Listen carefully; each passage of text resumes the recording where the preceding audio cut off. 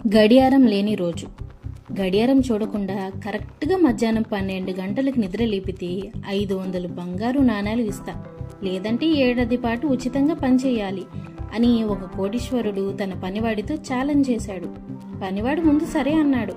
కానీ ఆ కోటీశ్వరుడు తెలివిగా ఇంట్లోని గడియారాలన్నీ దాచేశాడు. మరుసటి రోజు పనివాడు సూర్యుడిని చూస్తున్నాడు, కానీ టైం తెలియట్లేదు. వామ్మో, 11 అయిపోయిందా, 1 గంట దాటిపోయిందా అని కంగారు పడుతున్నాడు.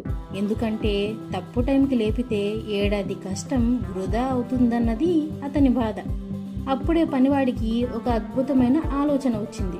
వెంటనే ఊరిలోని మసీదుకి వెళ్ళి ఆ మసీదులో ఉన్న వ్యక్తితోటి, అయ్యా, నాకు సహాయం చేస్తావా? ఖచ్చితంగా అర్ధరాత్రి 12 గంటలకి సైరన్ మోగించు. నువ్వు గనక ఈ సహాయం చేస్తే నాకు వచ్చిన దానిలో నేను నీకు 10 నాణేలు ఇస్తా అని చెప్పి ఆ వ్యక్తితోటి ఒప్పందం చేసుకుని తిరిగి వచ్చిన పనివాడు సైరన్ కోసం ఎదురు చూస్తూ ఉండగా సరిగ్గా అర్ధరాత్రి 12 గంటలకు సైరన్ వినిపించింది. దాంతో అతను వెంటనే వెళ్ళి యజమానిని లేపాడు.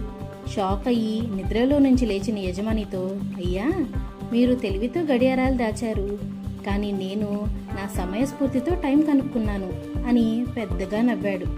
ఇక్కడ నీతి ఏమిటంటే, అడ్డంకులు ఎంత పెద్దవైనా కాస్త తెలివి ఉపయోగిస్తే గెలవడం చాలా తేలిక.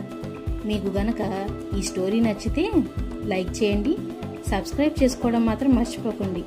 అదేవిధంగా మీ యొక్క ఉద్దేశాన్ని కామెంట్స్లో తెలియజేయండి. Thank you.